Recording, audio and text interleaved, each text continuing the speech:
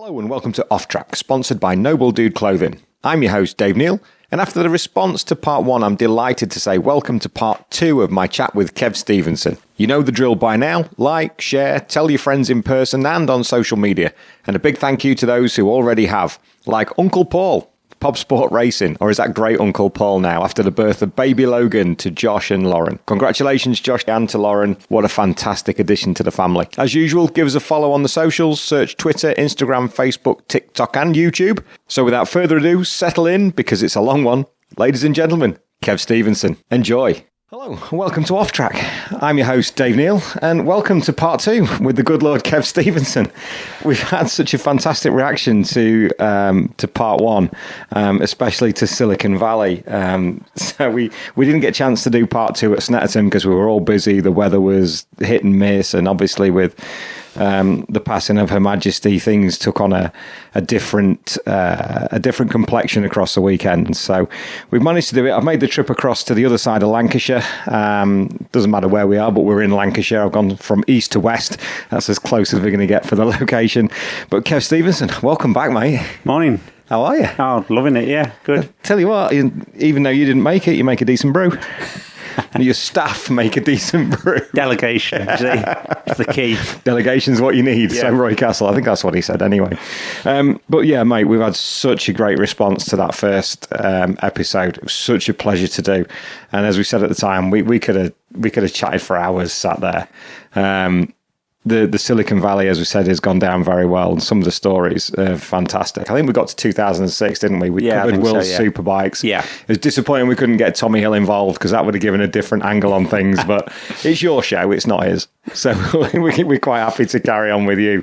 So I think I've got a few bits written down that we did. We got to 06, didn't we? We covered World Superbikes. And you covered cab racing with Jago. And I'd noticed, actually, I'll put it in the BSB Nostalgia group on Facebook, and Jago liked it. Did he? People can't get away with things. I can see what they're doing as it comes from there. So just take me back to 07, before it went to Rob Mac Racing with Carl Harris. That was the last year with Tommy Hill, wasn't it? Yeah. Like I said before, I think that, Tommy and Rob had probably... the marriage was probably over. We didn't miss it. It probably went on just that year too long, didn't it? Yeah. It just... Tommy had grown up quite a bit, and I think Rob was starting to get probably a little frustrated with him. I don't think necessarily being on the Pirelli tyres. Well, being on the Pirelli tyres was not so bad the year before, because... Tommy was still fairly new and everything else. But the year after, we had James Hayden as well in 07. Yep. And they say you can't teach an old dog new tricks. And it was a bit like that for James. He struggled with the Pirellis. And the problem is he was coming in and going to Tommy, well, it shouldn't be spinning there, and it shouldn't be doing this, and it shouldn't be doing that. Oh. So it put doubt in Tommy's head, I think, as well. He wasn't doing it intentionally. He was frustrated because he couldn't do what he wanted to do. So halfway through that year, we had a change of rider. We got Hudson Kenner. That was different. You can imagine Rob and Hudson's personality together. Tell me more. I think one of the classics was Knock Hill, when he said... I thought they called you a hurricane. You're more of a slight breeze. That was probably the start of the end of that relationship as well. He was meant to ride for the whole year, but that didn't happen. He was a bit of a taskmaster, Rob, wasn't he? Yeah, I think he'd been there and done it, hadn't he? Exactly. He was a Grand Prix rider. He had standards. He finished fourth in Grand Prix in the Championship, and well, to be fair to Rob, he finished fourth in a few Grand Prix. He apparently got his foot on a podium once and then got dragged off.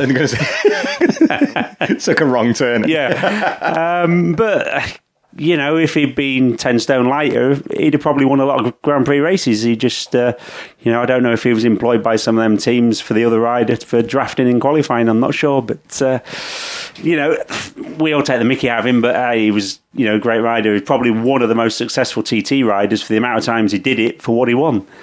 Yeah, his ratio, was exceptional. Was mega. Yeah, I agree. Better than Hickey or any of them guys. Probably, I think Plater's somewhere close, but still not on where Rob is. Plenty of accolades in a short career. So no, he knew what you needed to do, and it didn't come easy to him. So he had to work at it, and I think that's why it frustrated him with people like Emmett and stuff as well, because they would go out and have a beer and not train necessarily and all that sort of stuff. And that's fine if you're getting the results, but when you're not getting the results, Rob was like, "Fucking hell, I had half a shreddy that lasted me a fortnight." Do you know what I mean? When he was racing, and he did put the effort in, and other people don't, and it frustrates you. And obviously the team had some good years, the purple patch with the boost job, he had good riders with probably, with the best bikes, and the problem was that later on, he was the one whinging about everyone having factory bikes because he didn't, and he started it. So, but it's you've got if someone offers you something and it works, but they needed the riders on it as well. Every year on them boost bikes, they're good riders. Of course, they had the pinnacle of the bikes and pinnacle of riders, exactly. And that happens sometimes, doesn't it, in BSB? Yeah. That's how it works out. It's the best riders on the best bikes will generally be at the front. Yeah, exactly. It's usually the case. Yeah. I mean, you must look back on your time with, because that's kind of where you sort of came to the fore at BSB, isn't it? Yeah. As a technician. Yeah. With all the experience you'd had before. I guess you look back on those times quite fondly with Rob. Yeah, and I think, obviously everyone loved the Silicon Valley story and stuff like that, but racing's changed over the years, and I still enjoy it and everything else, but the social side of it and everything else isn't what it used to be. Obviously, there's a load of money tied up in the job now, but, I don't know how much more or less there is in some ways. I think it's spent in different areas. Because when we ran like the R7s and stuff, a set of throttle bodies were 20 odd grand. Dry clutches were 20 odd grand. Radiators 7 or 8 grand. Well, the bits aren't that dear anymore, and we only have one bike per rider where we used to have two. And so total around in a horse box rather than a big Arctic with an office in it. So the whole side of the actual motorbike is probably cheaper. Yeah, half the cost almost. Yeah, I mean, an R7, a refresh was, I know it was $2,000 for a set of pistons, $2,000 for a set of valves, and $2,000 for the spring retainers. Jeez. And then you'd only get 5,000 K out of a set of cases that were $5,000, and a crank was $5,000. Well, it's not that now. Do you know what I mean? So some bits are cheaper, but the problem is that it is more corporate, and you have to have a hospitality truck as well as, Rob used to, when the boost job was on, he'd play a few butties in the back of the van, and so the job has changed. It had to attract sponsors and that side of stuff, really. It's still a working class sport, isn't it? Yeah. It's not four-wheel racing, which is clinical, generally middle class. Yeah. It's always had that out the back of a van, run what you brung kind of feel to it. But then it changed. Then times changed. Stuart Higgs has done a fantastic job in bringing the series into what it is now. Yeah, like it or love it with the showdown, whatever. That's what we've got. So we sign up for it and we run it as it is. People say to me, and I was never a fan of the showdown. And some riders I've worked for, it's worked, some it hasn't. To be fair, I usually come out on tops. Have been all right, but. Yeah, I'm not necessarily. You haven't done bad out of it. No, I'm not a huge fan of it, and it's like obviously we'll go on to the Jason thing later, but it's just unfortunately it's what you sign up for. At the beginning of the year that you're only scoring 5 points for a win until you come to the last 9 races where it's 25 points. Couldn't agree more. So it's what it is. That's been the rules since 2010. Whether you like it or not, you've signed up to do that job, and that's it. We're 12 years into it now. It's not going anywhere. No, it's not new, is it? It's not exactly that. It's not brand new anymore. No. Some of the lads doing it now were only sort of 13 when he first came. That makes me feel old. Brad and Kyle are only 25. It's like you see Leon, and he's near the end of his career, and he's about to retire. And he's also nearly 40. I know, and I worked for his dad. It's incredible, isn't it? And it's like, you see the classic and there's YZFs and stuff like that, and I'm like, I worked on them the first time. That's the thing now. I was chatting to John Hogan at the weekend, and he'd been over to the Manx and to the Classic TT, and he said it's just really weird now that RC30s are coming into it, the ZXRs, RC45 as well. Lee Johnston, he had the RC45s, didn't he? Which obviously Joey first started on. They're our bikes growing up, and like, well, hang on a minute, where does that leave us? I know. It's bizarre times. What happened after 07? Is that when the Virgin ended then, didn't it? Well, it still ran on the 600 side. Okay. Tom Grant and Billy McConnell. Yes. And it was weird that year because no one had really done a lot on an R6. Simon Andrews, he'd had a bit of a go, but it wasn't, mega. So we built them, and I think because we were a superbike team building a 600, we did all right. But Billy was injured all year. Yeah. But I think he still finished third or fourth in the championship, something like that, won a few races, but he was injured. So he struggled a bit. Tom Grant, another one of Rob was trying to be his dietitian as well. He liked, he had an overactive knife and fork. It didn't go well. It's got you that one, hasn't it? I've never heard that one before. So yeah, Tom was going well, but he just, Rob got rid of him at the end of the year because it's like, well, you had this chance and you haven't put the effort in. Was he a graduate of the R6 Cup? Yes. He was, wasn't he? Yeah. He was the right weight, he was just too short. So he'd have been the right weight if he was 6'2". Yeah. It was just puppy fat, really. Yeah, it wasn't training and everything else. And so, that was always Rob's pet hate, shall we say.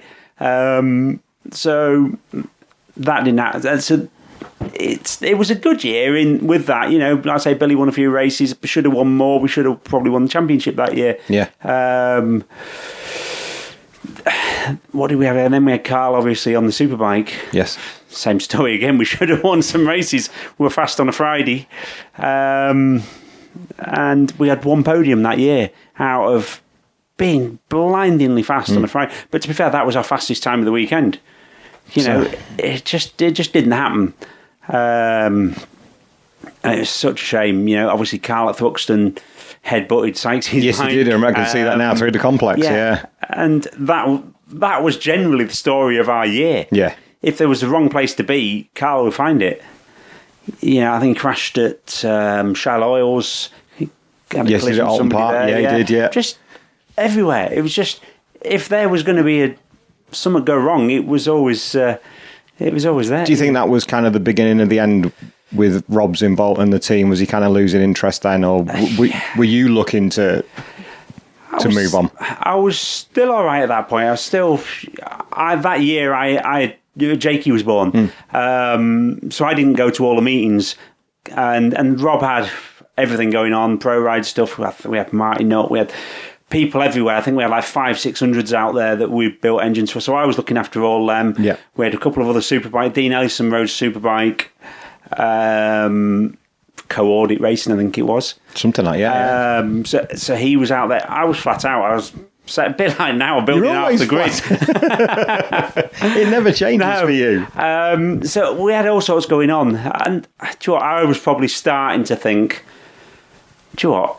Because I remember, and I'll go into it the year after, but I was just a bit like, I don't have time to have a day off. And we still got some podiums, we still won some races and everything else. So it was all right. I think Rob would like to say he was starting to get to the end of the believing the job. But saying that, he went on a good bit longer. Well, he did, didn't he? He went on longer than I thought. Because you had one more year with him. I had one more year. Motorpoint Yamaha with Chris Walker. Yeah. And, Chris had some podiums and we were up third in the championship at one point. It was only the last couple of rounds we lost out. I won't mention it, but I will. They never did get a podium after I left. One more time? They never did they? No. They didn't. I mean, was that... when was the debacle at Mallory?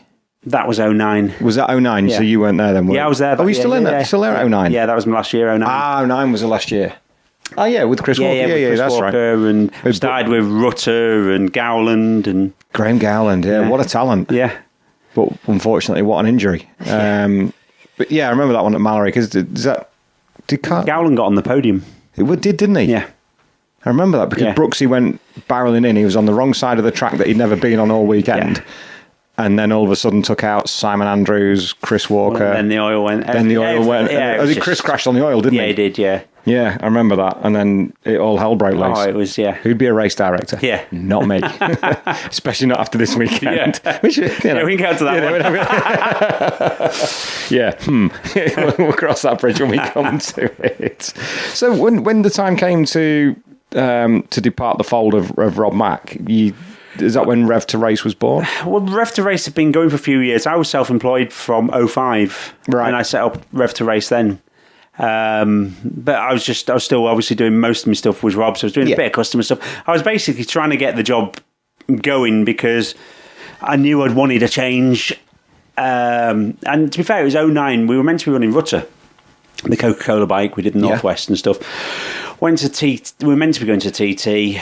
I think Rutter had probably had enough of Rob's motivational talks, and he didn't get on with the bike and everything else. But I'd already booked my boat to go there. Yeah. Jodie's parents live out there, so we were going out there. Anyway, I said to Rob, I'm still going to go anyway. And Rob decided that we had too much horsepower, and that was a problem. The riders hadn't, but Rob had. And it was and do you know what? He wasn't wrong, but he wasn't right. Okay. We probably had too much unrideable horsepower. Yes. But the riders still weren't majorly over complaining about it. But as you learn, as you get older, you never stop learning. And, we could have made the job a bit better. But hey ho, but I went to TT and that, and I ended up taking a load of stuff with me. Oh, they wanted different gearboxes for when they come back for a test, and they want this and that. I ended up and I thought, I can't have time off. No, I physically can't have time off. I've created that monster again now, but multi-millionaire Kev Stephenson. Yeah, I wish. So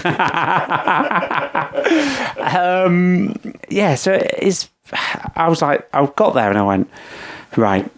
And I sat with my missus one night. I went, I'm going to leave the Robs at the end of the year.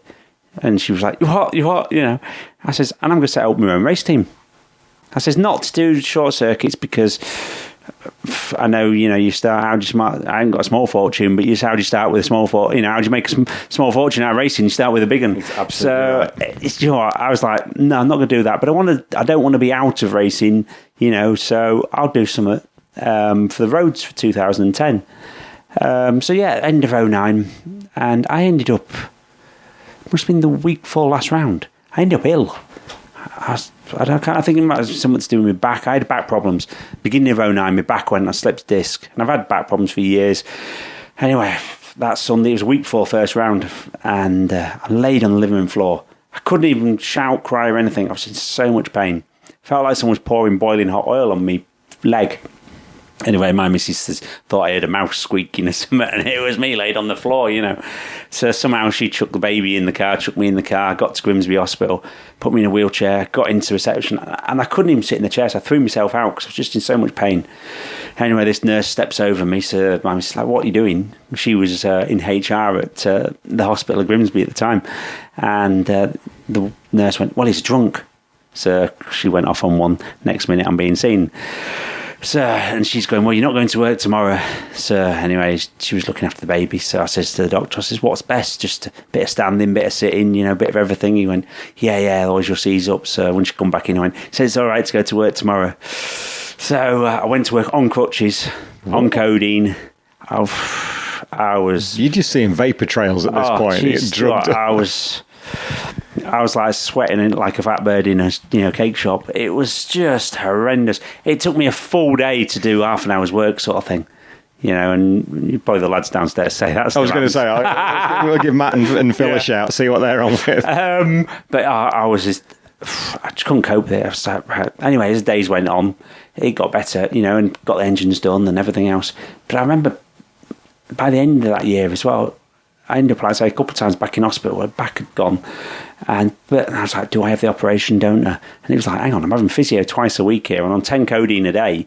Jesus. You know, it could have been any day. You don't even know what day it is. But he got used to them, do you know what I mean? It was all right. Anyway, I went back in after the weekend. They'd been racing. I can't remember how they did or anything else. But they went, James Ellison's riding the bike tomorrow at Cadwell. I thought, at least we can get, a bit of direction. But I knew I was leaving. Yeah. But I thought, I want to see, have we been going wrong or what what's the crack? Has Rob been right or have I been right a little bit? Went to the test. James forgot his gloves. So he's riding around in a set of mechanics gloves. He went faster on our bike on the Friday than he did the GSE bike that he just finished second in the championship on. Which had all the whistles and bells, was a Belgarda Yamaha. Yeah. And don't get me wrong, their bike had some fancy stuff on it and some stuff was better. Morelli and all sorts, didn't it? But I said to him, I says, do you think we've got too much power? He went, well, you've got more than the GSE bike. He says, but it's better. He says, mega. I says, well, we've actually got an engine with 10 horsepower more sat on the shelf that Rob made us take out. He went, I'd love that. So I was like, right. So I went into the office next day. Rob, I'm leaving. He says, when? I says, well, whenever you want. I says, I'll build everything, I'll do whatever. I says, but if you want me off the property today or whatever. And he was like, well, we've got Neil Hodgson next year. And I went, well, has he ever ridden on Pirellis? How's his shoulder? Do you know what I mean? And it wasn't a malicious thing, but it was like... it was genuine questions. Yeah. But I'd already made my decision. He could have said he was having Valentino Rossi. Yeah. Well, maybe I might have backtracked a little bit. Well, wait 1 minute. Yeah. Maybe I was a bit hasty. So I says, look, I'll build your engines next year if you want, but I want to do them from my place. Or I need a change. I can't. I'm working too much, I'm not working for a living. I'm living to work. Do you know what I mean? And it was like, I need to have a bit of a change here. And so he's like, well, what about development? I says, well, you've got an engine there with 10 horsepower more. What do you want to develop? So he kind of, no, he won that. I think I did a week and that was it, He paid me, shook hands. That was it, really. Never really heard from him much since. Oh.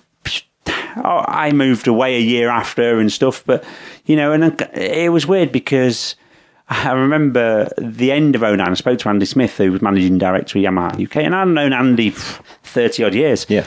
So I says, look, this is what I'm doing. I want to run my own race team and everything else. Can you help me out with the bike and bits and pieces? He went, yeah, I'll do you have a one-off order what you want, but you have one order at this cheaper deal, and there's a bike and everything else. So anyway, it must have been March, April. Ian Presswood phoned me up. He ended up doing the engines. And he phoned me up and said, so you haven't got any, I can't remember, certain colour shower or something. And I'm like, yeah, I have. Because I'd ordered a load of that stuff from Rob. And I heard him in the background, probably mine anyway. And I says to him, yeah, you can, but you've got to replace it again. And if he wants to see the receipt, he can. Do you know what I mean? It was... Rob, and I suppose it's like a lot of people in it. It wasn't. He didn't get rid of me. I left, so it was probably it wasn't his choice. It was like, oh, you can bugger off then.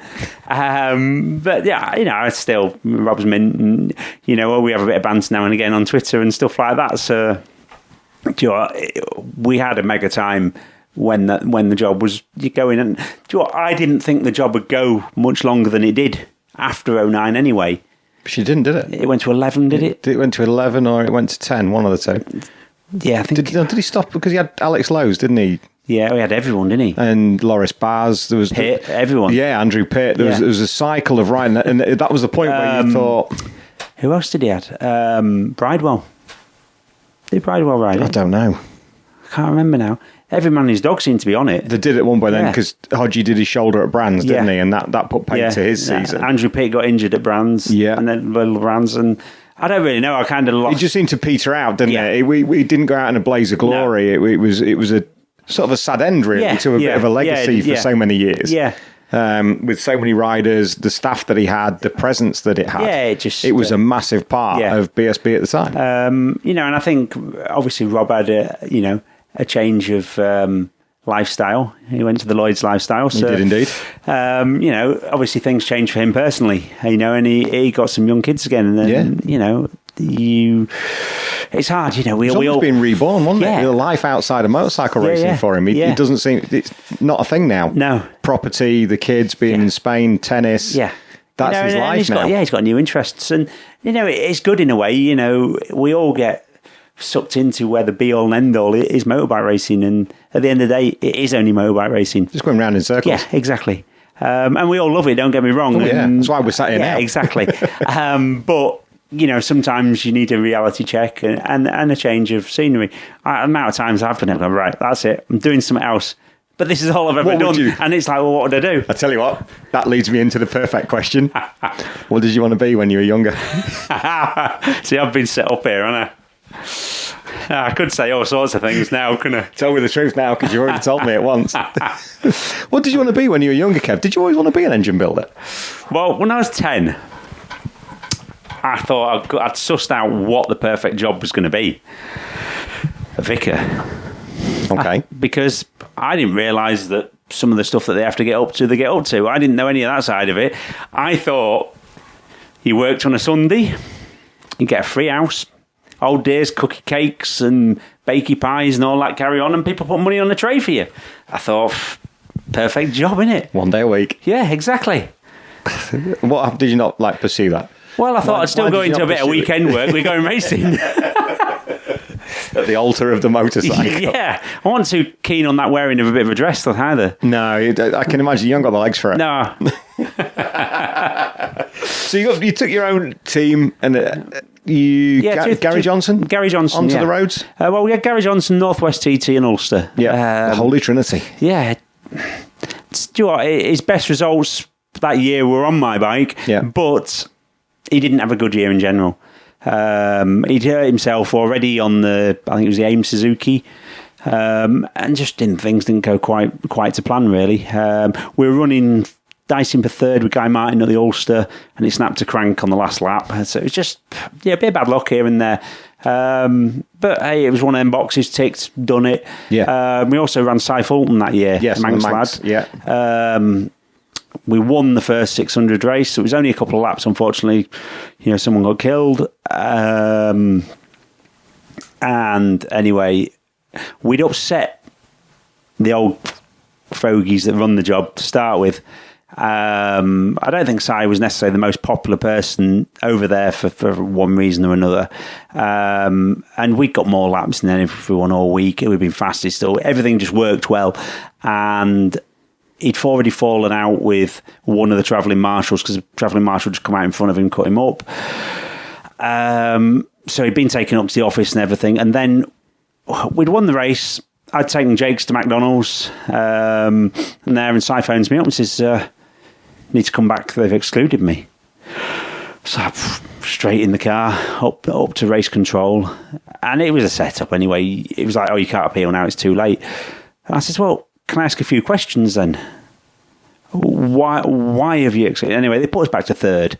But I says, why? Well, there was a waved yellow and he was too fast through that sector. I went, right, was he slower than he was the lap after? Yes. Well, there is, unfortunately, there's no set, you have to do 30 mile an hour, you have to do this, you have to slow down. I says, right, he's slowing down. Yeah, but he's faster than everyone else. I says, I think you'll find he's faster than everyone else in every sector. That's why he's winning the race. So I was half tempted to paint my bike in a big yellow flag for the last race and stuff like that. And I said, right, we're just going to go win the last race. And to be fair, he did. So that was good. It was like another box ticked. But it just frustrated me. I went the year after, I think it was February or something, and they invited me over to the Joey Dunlop dinner, and I ended up doing a talk there, and I basically gave him a little bit more for slating. It was one of them. We went to the Manx, and people had warned me about it. If it's different, it's a little bit different. And so I went to the technical meeting on the first day there, and it's like I'd read the rules back to front every which way because I knew that they were a bit more awkward. So I said, well, why do we have to lock wire the back? The split pin and then put a split pin in the back wheel when we don't at the TT. I brought the same bike, it's the same course, everything's the same. Oh well, it's just a bit more safety. I thought, okay, but why? I says, if you're on about safety, I says, why do you send the riders out in the wet, less experienced riders out in the wet, when you don't at the TT because it's too dangerous? I said, I'm only asking the question. Perfectly genuine question. Well, it's not really a race here. It's more of, just a learning thing. It's a parade, is it? I said, I wish I'd known I'd put a standard engine in. So I was I probably didn't help the whole thing a little bit, really, but... It's not quite the same, is it? And no. It never will be. It just frustrated me why you had to have different rules. It's like... Should be blanket. It's all the same. Like you say, you're it's the same bike, same course, same bike, everything. same bit of tarmac. Everything's the same. Just a few less people watching. Yeah. Everything else remains. Yeah. We did that. We won that, so that was good. Then, what do we have? 2011. Quattroplan. No, not yet. No? No. Oh no, that's still 12. Oh no, that's 12 and 13. Yeah. So it's still Northwestern TT. Yeah, when did Northwest TT Southern 100 with the Cy Fulton? That didn't go necessarily to plan. He went, I think it was his first time at Northwest. Went half all right. There was flipping bomb scares going off and all sorts.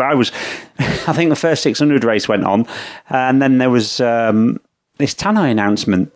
Can everyone leave the paddock? So I thought it meant punters. It's not me, is it? No, it's staff. Yeah, exactly. So I'm cracking on. Next minute, it's a bloody Alsatian licking me ear. I was like, "Wait, what do you want, driver?" So next minute, this guy comes around with a gun. So I was like, "What's up?" He goes, "What are you doing here?" I said, "What do you mean, what am I doing here? I'm doing my bike. It's just been out in the wet." He went, "No." He says, "There's been a bomb alert. You need to get out of here now." I said, "Can I just finish?" He went, "No, get out of here now." We ended up stood in this field for like 2.5 hours. My missus was in the Isle of Man at the time. She'd gone to see her parents, and her dad was watching it. He's keen into his bikes. He used to do the Manx and stuff. But he's watching this blank screen, listening. So she walks in and goes, "Oh, has the telly gone off?" He went, No, there's a bomb scare." It's like, "Didn't you think to tell me?" So yeah, that was It's an experience. Yeah, different thing for the bucket list, isn't it? Here's another one, isn't it? It's another one. Yeah, so I mean, to be fair, that happened in 1987. I went to the Ulster Grand Prix for the first time with Nick Jeffries with my dad, and the hotel we were meant to be staying in got bombed the day before we got there. We ended up staying in a house with Davey Wood, who was Joey's manager at the time. But yeah, it was just one of them bizarre things. So we did that, went to the TT with Si. Had a new experience. Another thing we had to get into there, a bit of marriage guidance, and him and his missus were arguing over everything. One thought the other one was shagging someone else, vice versa. It was just Si's head wasn't in it, you know. Need to be a counsellor while you're there. You got enough on your plate. We pulled in the first superbike race with arm pump, but I think it was just too much going on in his head and everything else. So yeah, just. It was just a waste of time, really. Because he's not a name I'd heard of. He's not been on my radar. And I didn't recognise it when I was looking through your list of achievements. I thought, not quite heard that name. And the whole thing went a bit crap, really. Obviously, he wasn't paying his bills by then and everything else. Anyway, we ended up going to the Southern 100. Went out on Superbike. I think he qualified front row. Guy Martin there, good people there, and it went all right. And to be fair, the superbike was a weapon. He'd said at the TTs, there's people who were catching who were on factory bikes, but he just wasn't riding. He went slower than he went at the Manx Grand Prix. It just too much other personal stuff going on, and we did that, and he flying on that. So he's like, right, out on 600 next, which he still hadn't paid me fully for, so I still own the bike, sort of thing. He crashed it, didn't he? I think he broke his arm and did something else. So then, then there was the arguments of who's fixing the bike. And it all turned a bit sour, really. Which was sad because, we'd won the Manx Grand Prix together. And so I ended up having to take him to court in the Isle of Man, everything else. And, he paid me everything he owed me, to be fair. And part of it was, and I remember being there, I says, right, part of this is, you pay this much a week, whatever, but I want to go across the road and you buy me a pint. Yeah. And let's just, draw Put it behind us. And I've done work for him since and everything else. So... It's a strange old world sometimes, isn't it? When you never know what's going on. It was circumstances for him of things that were going on. It frustrated me a bit at the time because I was like sending him emails going, talk to me. Yeah. It's all you got to do. If it's £10 a week, it's £10 a week. But don't say something's going to come and it doesn't, and that sort of stuff. So it was one of them, and he's moved on with his life, and I think he's happy now. His missus is happy now, and good. And everything else. So that's all good. But it was just. You don't need stuff like that going on in your head when you're riding around there. What's it like being a team manager? You've seen both sides of it, so a team owner, I suppose. You've seen both sides of it. You've had the Rob Mack side and working for the Jeffreys, and then doing it all yourself. Yeah, it was a good thing because sometimes, and I see it now in teams and stuff. And when I was with Rob, it was like, freaking hell, we need to get that ordered. And he didn't necessarily, you want 10 of them, and realistically, you only need 2 now, but you need 10 within the next 6 weeks. Yeah. And I remember building my R6, it's like, I don't actually need that bit yet, so I'll need it, but I need a spare than that before I go racing, but I don't actually need it yet. No. And so you'd wait and you'd prioritise a bit more. So it learnt me bits and pieces that have helped since as well, and even with, with Jake's side of stuff, so yeah, it did teach me a lot. Did it teach you empathy with the team manager? Yes, yeah. Not that I always agree with everything. No, anyway, not saying you have to agree with it anyway. But you do see another side of stuff, and it's a bit like people when I was at Rob's be going, right now we shouldn't be doing this customer stuff. We need to get this side done, but that pays for that side. Do you know what I mean? And it's like me. Sometimes I do stuff, and it's to pay for Jake's racing, or and sometimes we have sponsors, and you end up. You do the job cheap, or you look after them, but because they've helped Jake's out as well. So you can't just take. So you have to put stuff back into the job as well. So of course you do. Well, that's part and parcel, isn't it? Yeah. And I think that it's great to have that rounded view because some guys will never get to see that.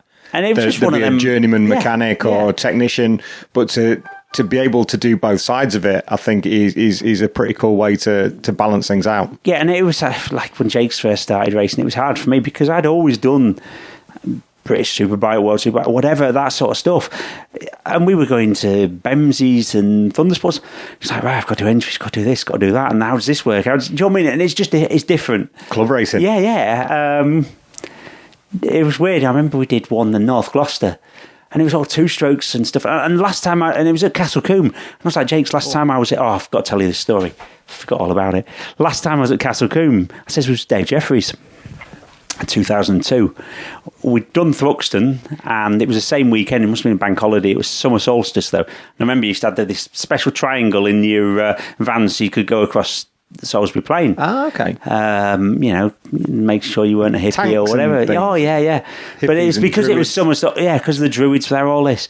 Anyway, we got there, and it was a red hot day. It was only a 1-day meeting, so we said, we'll just not bother with the awning, we'll just put a bench up. We had the bike on the bench. Everything's fine. First practice, went out, come back. I'm legging it back from pit lane. Left the ramp out onto the bench. DJ thought, I'll just ride up onto it. What? Fair play. Hang on, is this like a 3-foot bench? Yeah. Proper? Yeah. Like you've got that? No. Yeah. Trouble is, his legs weren't 3 foot longer, were they? Goes to put his foot down. Goes to put his foot down, just falls, doesn't he? Smashes the flipping tank, screen, fairing brackets, all sorts of stuff. But it was funny, I could not stop laughing. I mean, if it's a wide bench, fair enough. Then you can actually try. Well, it was a wide lad. It was a wide lad. Oh, bless him. But that was Daft Dave, He just did it. He's one of my good friends who listens to the podcast, Norman Kane. He messaged me after the first 10 minutes of listening. He says, listening to the stories of DJ, he said, I don't want to laugh or cry. Yeah. He said, what a lad. Oh, there used to be, Brands Hatch years ago, used to be out the back of the garage. It was like a 5-foot, 6-foot drop.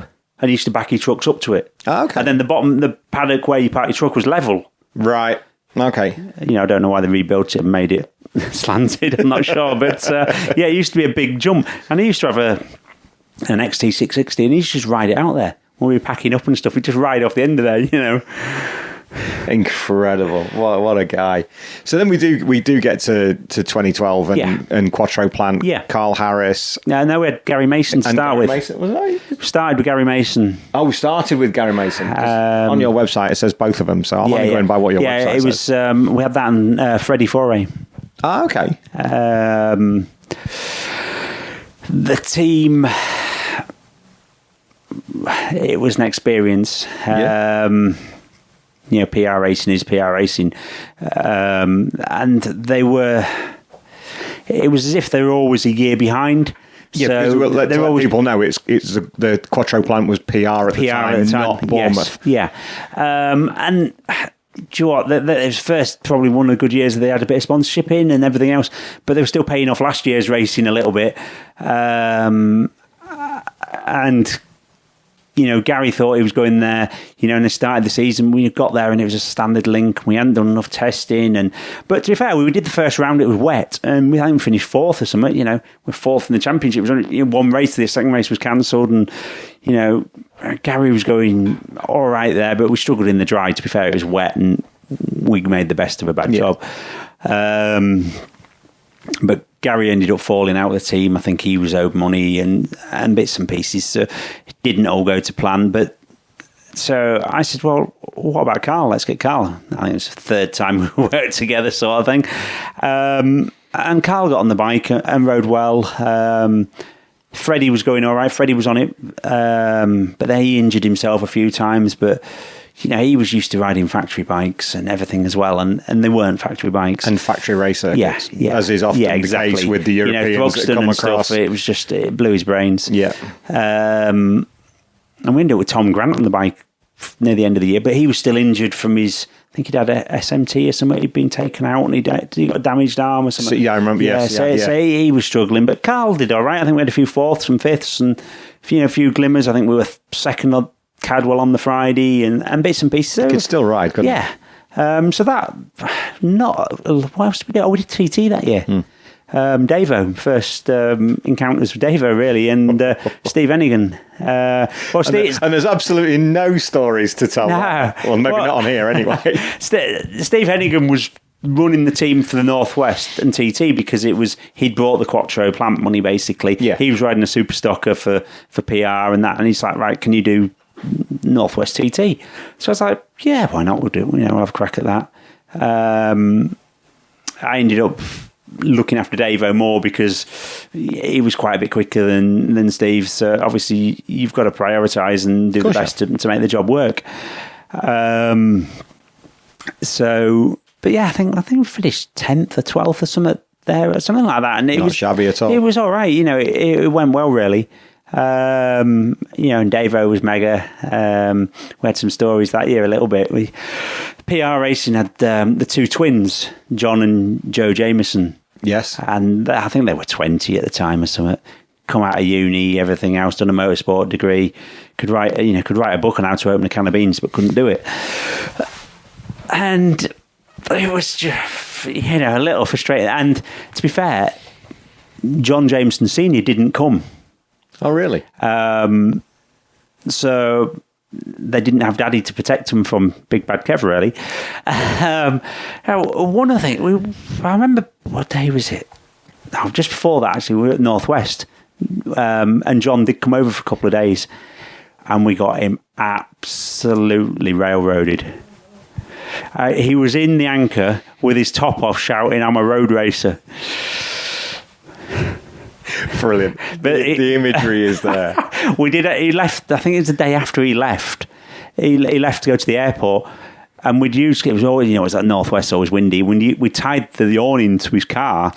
And one of the things, he forgot and started setting off. So we had to sort that out. It was a funny old job. But anyway, TT. Yeah. Anyway, I said to a couple of the other lads, I says, "Where's the twins?"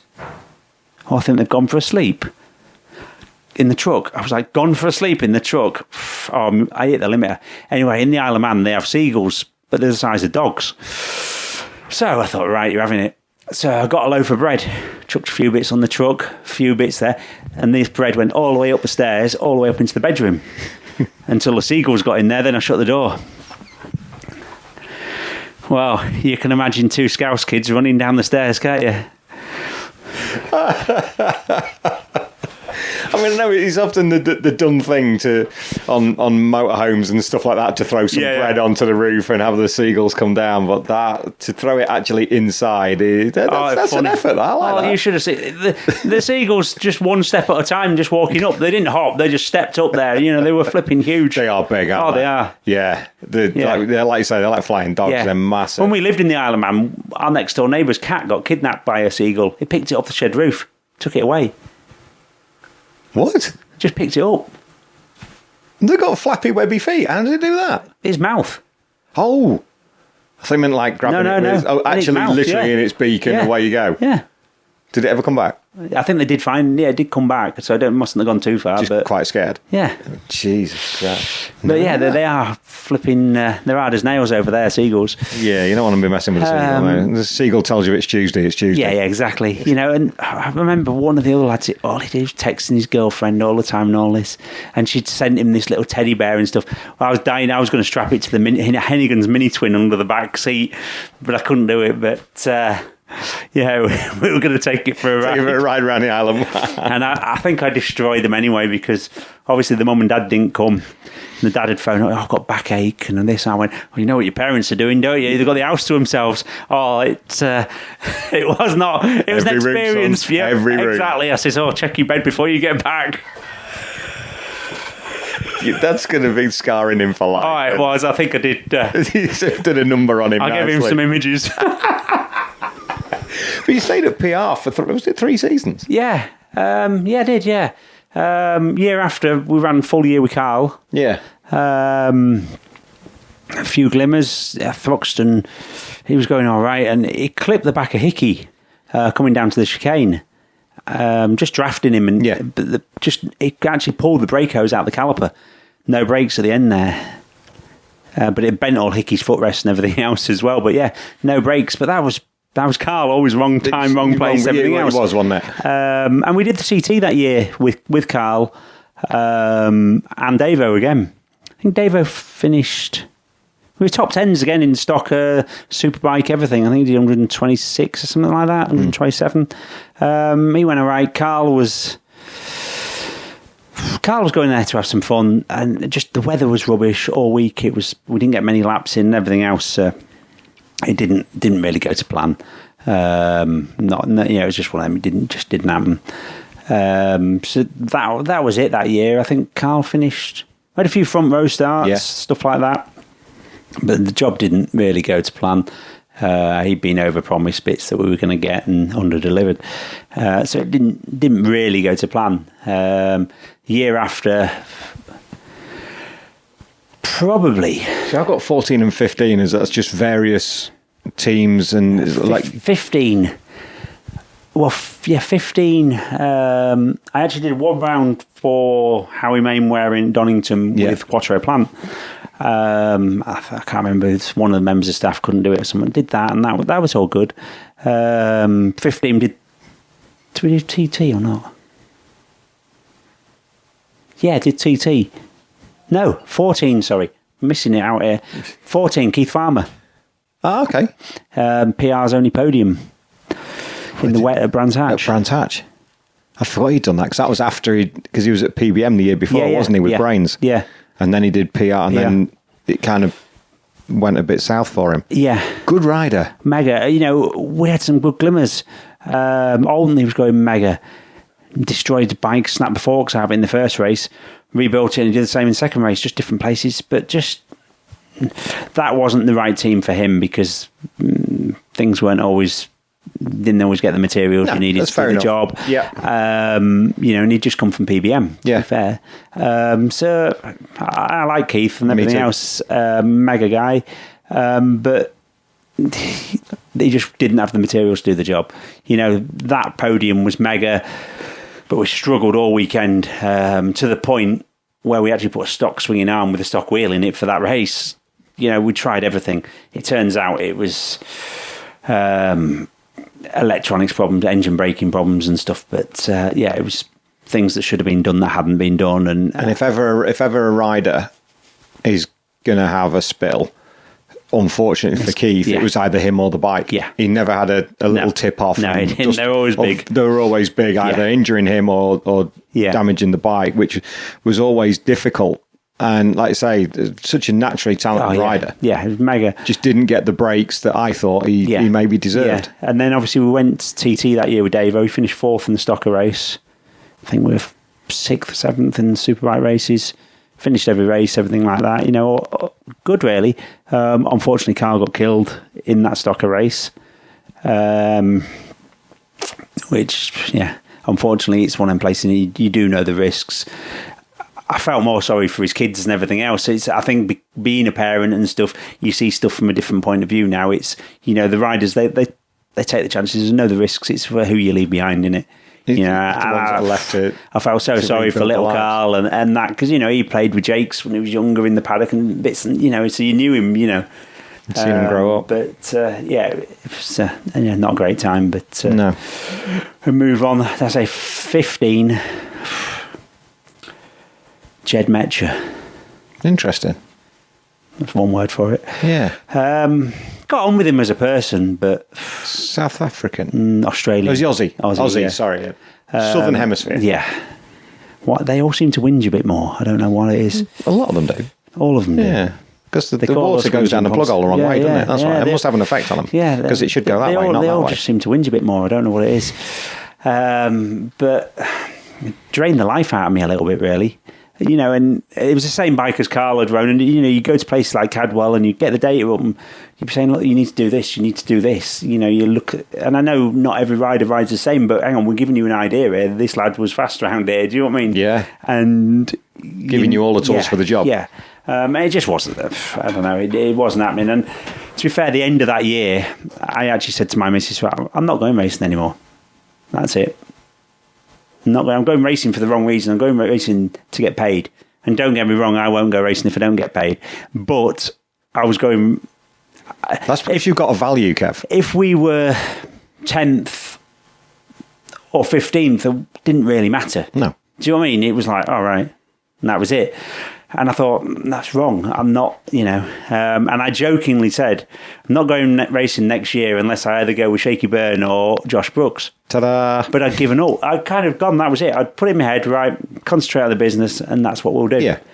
Because the business was booming anyway, wasn't it? It has done for years. Yeah. So that was all going well, And but racing's in your blood, mate. So I wasn't doing anything. And then I got a call from PBM. Can you want to come and work for Shaky next year? We've got Giovanni coming. He's mega, he knows the bike and everything else, but he doesn't know the tracks and other little bits as well. So, it'd be mega if you can come on board. I says, do you know what, you have to give me a couple of weeks. I've told my missus I'm not going racing, I'm not doing this, and, and I need to have a think. And then a bit later on, the phone rang again. And I should have known by the number that, hi, Kev, it's Shane. Hi, mate, but chatting away.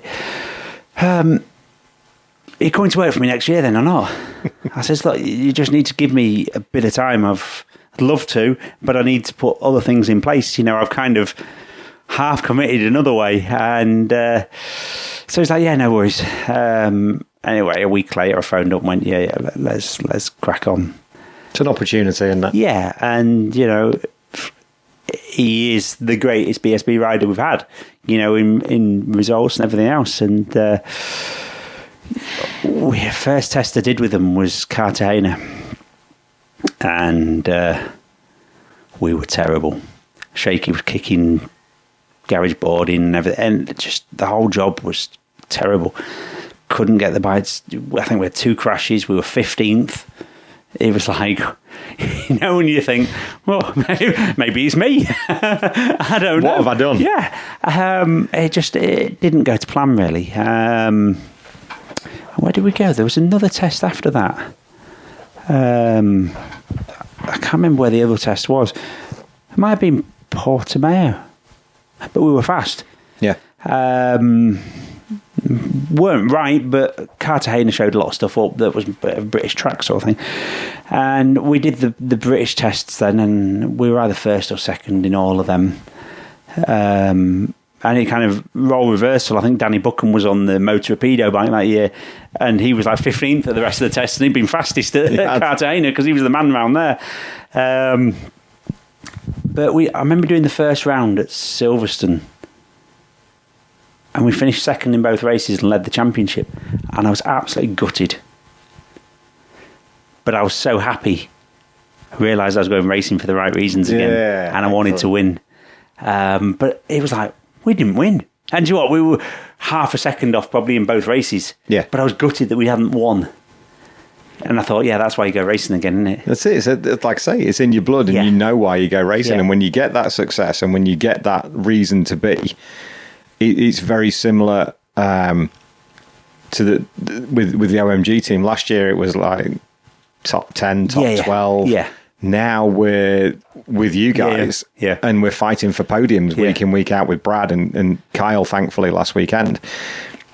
And when you're not there, like when you do Brands Hatch and you come away with Brad with 3 fourth places, you're like, It's like finishing the last race with your worst result. It doesn't matter even if it's second. Yeah. It sets the tone, doesn't it? Yeah. Especially with 3 races. Yeah. I remember 16, Cadwell, Shaky won the first race. We finished third in the second one. I was absolutely gutted. You'd think someone had flipping stole my car. Do you know what I mean? It was like, what? But do you not find that with PBM, they're used to winning. They're used to being on the podium week in, week out. That is why... Not nowadays. Well, I wasn't going to mention that. Jesus. Times change. Definitely. Times change. And, they may be different again next year. Yeah, exactly. Depending on what happens. You don't know what machinery they're going to use, what riders they're going to use. No. I hear Tom's...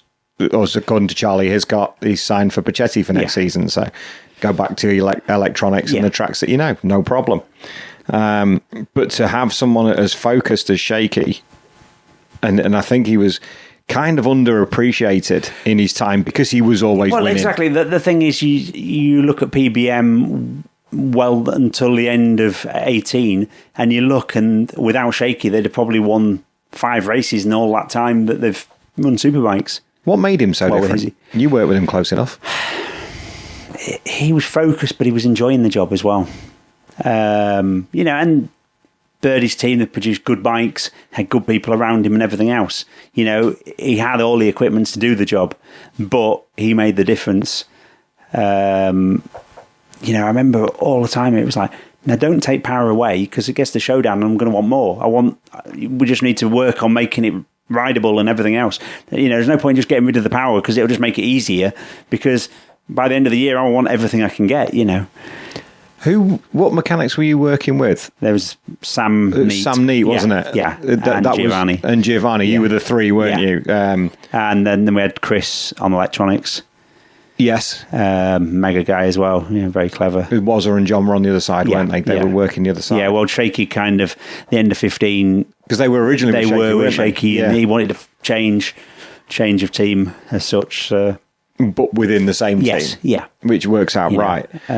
17, we won the championship in... Won in 16. I mean, another little story of 16.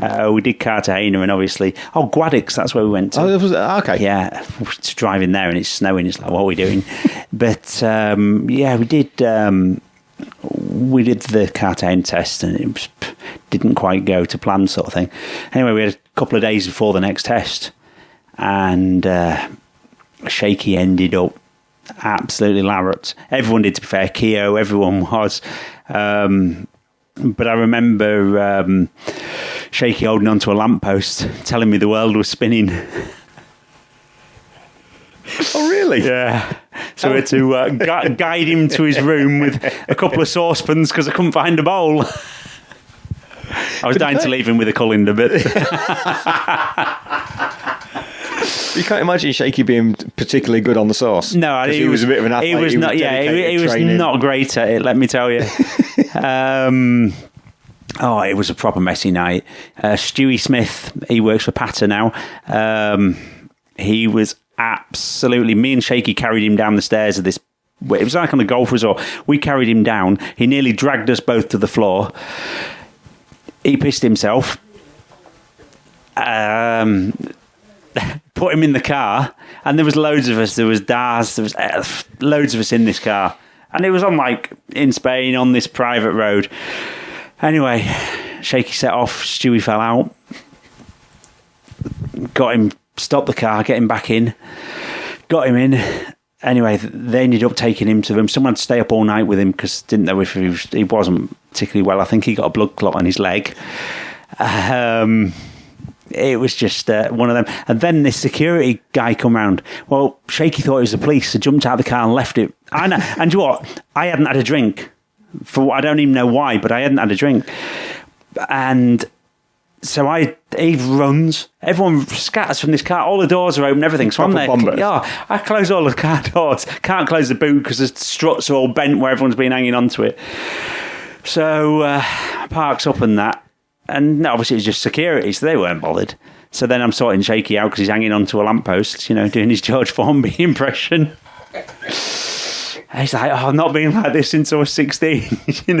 Absolutely. Okay, I think they've been on Limoncello or something. Oh, okay, yeah, so that's going to do it. Yeah. Oh, no. And I remember next day driving to Quaddocks and everyone was not in a good way. And we got there and JG Speedfit were there and all their lads were just all written off. The good old days. Yeah. Not that long ago, but still, Still it was just a good days. crack, know.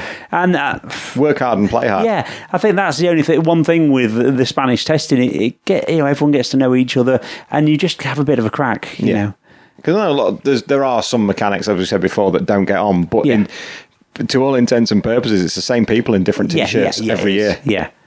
It goes round the merry-go-round stops, and then you see where people are like, oh, you're working there this year, right? Yeah. So it depends which rider goes where and everything else. So 16 was a championship year, very good year. Yeah, it was a weird year because we led the championship going into the last round, and I never know if that's. I prefer not to. I'd sooner be on the chase. Yeah, nothing to lose, just crack on, and which is what happened the year after. But it was a weird year because I ended up again. I ended up in hospital. I can't remember why. The week before Brands. And on the Thursday that they were, just keep you another couple of days. I went, no, I'm off out. I was just going to go win a British Championship. Stuff to do. Yeah, so I went out. I felt a bit rough all weekend, but we did that. And then obviously on to 17. But what a year that was. Do you know what? I can't. Very rare. I can't remember a year like it for it to end the way that it did. Yeah, at the beginning of the year was a disaster. Yeah. Donington Park morning warm up. Shaky knocks himself out. That's right. Yeah. No points. I think Leon. Brad. No. 17. No, that was it. Yeah. 18. Brad was 18, wasn't he? Yeah, 17. Double, 17. Leon won both races. 50 points behind already. Yeah. Go to Brands Indy. I think we were fourth in the first race. Crashed in the second one. It's like, this is not going to plan. And I remember that race. I had to go. I was flying out to Jerez that night, and Shaky crashed. I was like, right, I'm going to go. Yeah, sorry. I was going to catch my plane, just because it was going to be tight anyway. Yeah. But yeah, it was just one of them. It was like, what's going on here? Anyway, then I can't remember where we went next. The Alton somewhere.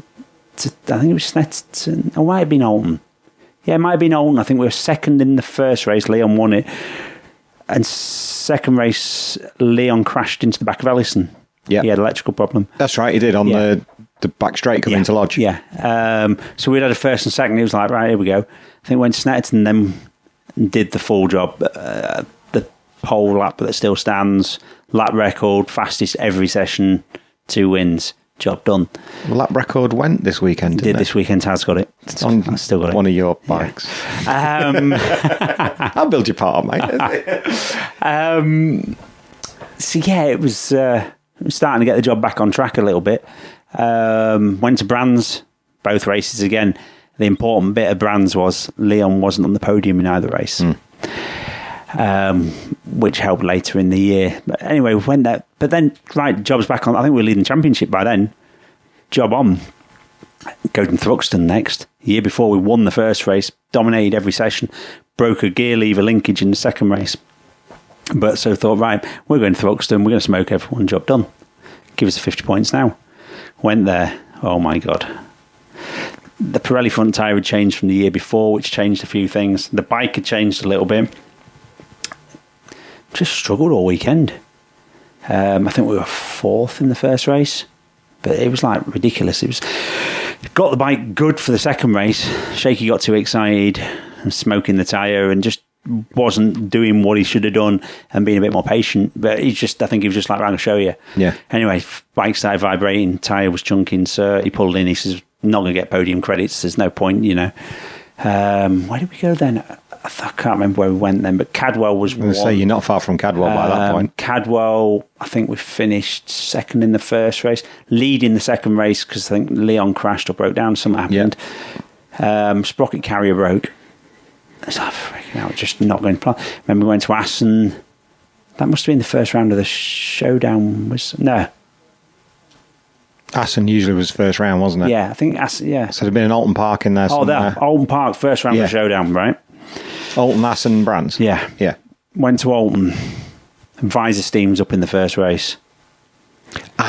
This is when it was on TV and he launched his leg, didn't he? At WAG. Yeah. Yeah.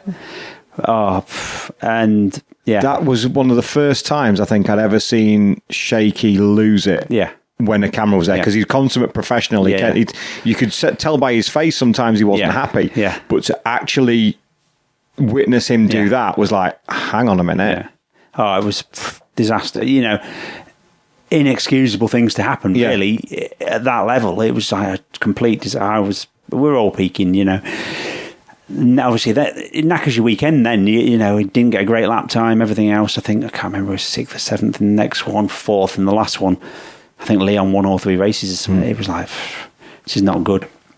Went to Assen, rained again, crashed twice in qualifying. I think we were like 19th or 20th on the grid. Finished second in the first race. Pole for the next race. Finished 4th, got duffed up. Led the whole race until last lap, I think, got duffed up. Run wide at turn 1. It's just disaster again. I think Leon won again. Went to the last round, 33 points behind it. And I remember messaging Shaky in the week saying, all we have to do is win every session. His head will fall off. Because he knows that earlier in the year, his best result was 4th. I says, if he finishes 4th in every race and we win every race, we're equal on points, we'll have had more wins. Yeah, count backwards. I says, but his head will fall off before that. And Brooks is also good at. He was on the tag bike, wasn't he? Yeah. So he was mint round Brands as well. So, you know, there was a few people that could get in between. I says, and Shaky was the man at Brands. So, anyway, fastest every session, fastest ever pole lap, won the first race, won the second race. But within this time, it's like not all Leon's fault. His team were just trying to finish him off. You know, there was things going wrong. I think he had bad tyre pressure, wrong tyre pressure in one race. There was a clutch problem. There was just one thing after another. You know, and really we didn't need to win the last. We were leading the championship before the last race. All we had to do was follow Leon. That's all he was doing. And then obviously Leon crashed, and then it gets hard then. And that was fast, wasn't it? Yeah. That was a fast crash. It got hard then. It's like, you just got to do enough. And Shaky was kind of eased off a little bit too much. I mean, we only won the championship by 2 or 3 points from Josh. 3 points? Yeah. But we didn't need to. You know, at the end of the day, we won it and he didn't. Yeah. It's only one winner, isn't there? But only one man on the top holding that trophy. Yeah, everyone else is a loser. So we did the job, but we didn't make it easy for ourselves. It was. I can't imagine how stressful that last race going into that last I remember race Sam saying to me at the start he went, I didn't realise we could actually win the championship this week. It kind of, I was so focused. I was like, we're going to do this, and if we don't, we've put a hell of a show on. We're going to win all 3 races, and. You know, I think me and Shaky were both of that mindset. And do you know what? He got to a point where he wasn't enjoying his racing because we just had stuff going wrong. And I think Birdie was probably on at him a bit. Just everything wasn't, you know, it wasn't our happy side of the garage that we usually had. Yeah. And he went there and I'm just going to enjoy the job. Just going to win some races. Let's have some fun. And we just had some fun back in the game. Back to basics. Yeah. And sometimes that's what you need. It is. And happy riders are fast riders. Definitely. It's an age-old saying, but it's absolutely true. Show me a miserable rider that wins a race. Yeah. You can't. It doesn't happen that way, unless you know one. I was just trying to think there must be something. I'm trying to set you up with one there. Who knows miserable that's won a race? There aren't too many. I don't know, some people like Stoner never always look that happy sometimes, or Pedrosa, but... no, they never did they? No. But naturally talented, that's a different level, isn't it? Yeah. But then So another success, another British Championship under your belt, but then we come to the difficulties of 18.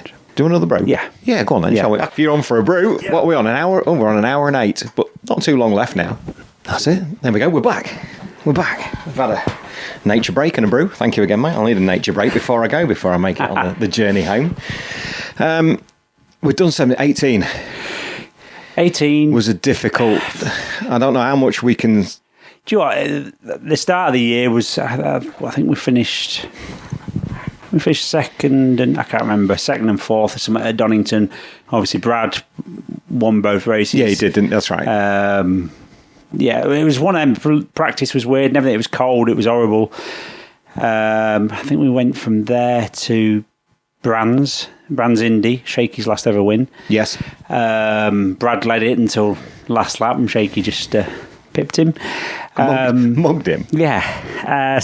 Well, just put him under a bit of pressure. Yeah, he did. And then second race, I think Glenn finished second, and Shaky was about 6th or something.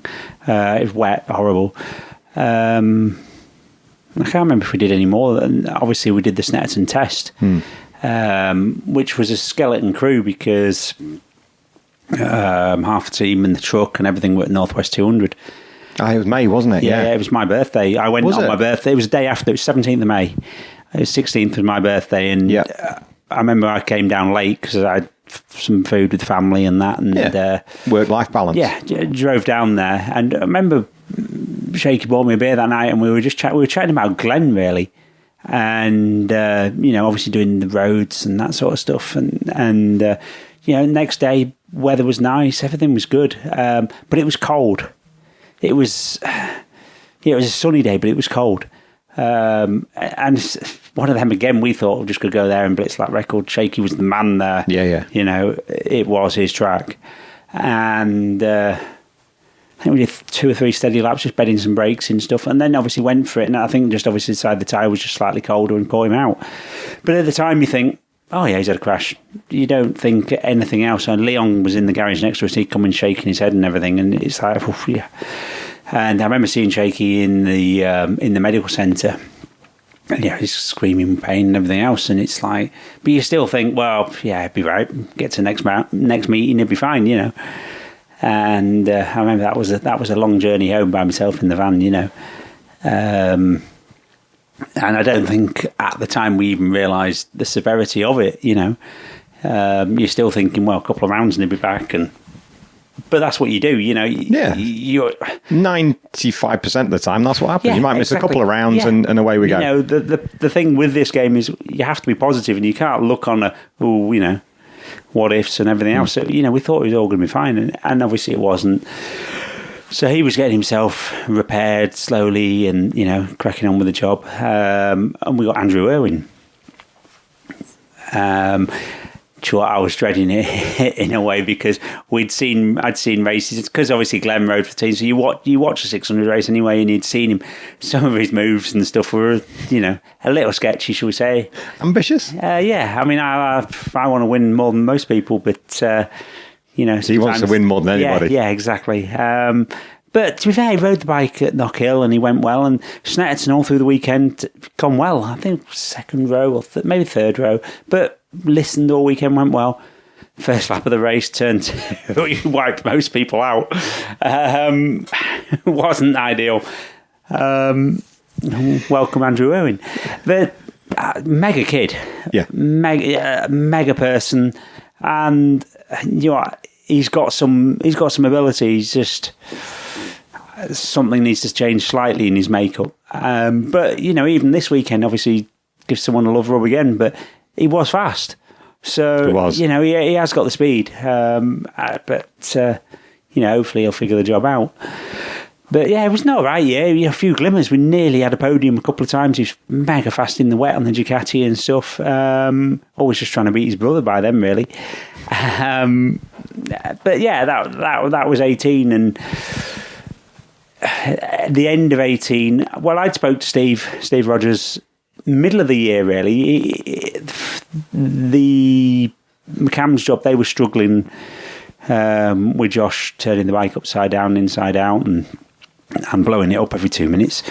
And I remember him sending me a text saying, well, what tyre pressures do you run? Because there was a famous picture of Shaky at the bottom of paddock and the tyre looked like it was flat. And Jamie Morris's picture? I think so, yeah. And I said, look, don't read too much into that. I'm not going to tell you what we're doing because we're, you're there, we're here, we're doing different things. I says, but one thing I will tell you is the Ducati weight bias is completely different to an R1. Right, so okay. That is all I'm going to tell you. Yeah. Anyway, we were at Brands and we were having a natter and stuff, and he was like, oh, would you be interested in doing stuff next year? And I was like, yeah, you never know what's going to happen and everything else. And for me, a little bit, I've had a lot of time with Yamaha. Even the Dave Jeffries days and all that sort of stuff. A lot of time. Big affinity to the brand, haven't you? So that was it was in my mind. Obviously the PBM thing, they were looking at Brooksy and Reading at that point, which obviously had been on Reading's side. Yes. And we left Assen, and before that, during the weekend of Assen, Giovanni said to me, are you here next year? That's a really poor impression. Yeah. Not having passed it yet. And me and Giovanni got on mega, he stayed at the house, we went trials riding, we did, and I was truthful at the time. I said, yeah, as far as I know, I am, but I says, but the birdie thing, it wasn't like he sat down, signed a contract or anything. It'd be February and they'd go, right, we're going testing. You know what I mean? It wasn't, it was no more or no less than that. And so I said, yeah, as far as I know. And I hadn't spoke properly to Steve at that point or anything. We'd had the discussion, would you be interested? And it was like, yeah, pub talk. Do you know what I mean? It wasn't a proper sit down, thing. And anyway, we're getting in the car, going to the airport. Giovanni again. I hear rumours you're going to Yamaha next year. I said, well, I haven't heard that one. I've not heard this, and I can, say that, no. And Giovanni was flat out with a V4 development that year. And I think he wanted to make sure that I was on side and he wasn't saying, and we had a good discussion on the way back in the car, really, of stuff that for next year with the Ducati. Yeah. Because Ducati build a race bike very different to Japanese manufacturer. They build the race bike, then build the road bike. That's true, yeah. So they would, what do we need? And then we'll make a road bike. Anyway, between Aston and Brands, me and Steve had a few conversations and had actually done a deal. So I thought, right, go to Brands. I need to speak to Giovanni, because I don't want to put him in an awkward situation as well, because the V4 was coming over with Pirro, everything else, it was Giovanni's baby. So they did the display laps, didn't they, at Brands? So I was like, right, I need to speak to him, speak to Paul, and do the job properly. So I arrived there just at tea time and just walked in, and they had just been a technical meeting as well, where they told Giovanni they can't rev the Ducati any more than standard. So he wasn't the best pleased, very passionate Italian. Very much so. And so he was not happy. And then Glenn walks in, oh, Kev, I believe you're working for Taz next year and building the engines for Yamaha. So Giovanni looked just like you did then. And so I thought, well, boy's got no filter. There's no point in denying it, is there? Because then you're just lying. Well, not when somebody comes in and says that. So I was like, yeah. So Giovanni was like, is this true? BSB paddock, ain't no secrets there. So I went, yeah. So bear in mind that Giovanni came in my van every day to go back to the hotel and everything. So that was a deathly silence, let me tell you. Awkward. And he wouldn't even sit on the same table with me to have a beer or... Blimey. But Italian passion in it, it's, all weekend was slightly... And to be fair, Josh came in to sit on the V4 and he was asking questions to Giovanni. I can't answer that now, Kev's here, and all this sort of stuff. And I was winding it up a little bit by then. I was like, well, you kind of, crack on, mate. We're all adults. I went, oh, it's all right, I've already weighed it. You know, Bloody blueprint of the engine, you find. so it was one of them, and it felt a bit strange. And at the end of the weekend, Giovanni come give me a hug, and the year after, he was still making me his little coffees, and we were spot on. And obviously, the first round of 19, we were fastest. We won the race, but we should have won them both. But obviously, Jason was in the way of Taz on the last lap, so it didn't quite go that way. But I don't think there's a listener tuning in now that can't picture that that very incident. It was funny, I would say, but it was a good weekend. We were first and second all weekend, and everything else. It just. It depended on which side of the garage you were on to, what view you had of that result. I'm saying nothing the way you're looking at it, because I have no opinion on that whatsoever. It was a hard one because, for me, it was my engine's first meeting, back with Yamaha and everything, and first and second would have been mint. It's, I was working for Taz. I wanted the first and second the other way around a little bit, though. So, it was slightly harsh, which, obviously... we had issues which we'll go into in 21 at Silverstone. History did repeat itself. Well, it didn't. Kind of. 19 started really well. Went downhill a bit, really. Jason got injured at the test at Alton, and I don't think anyone realised how injured he was all year. He got one podium, Thruxton.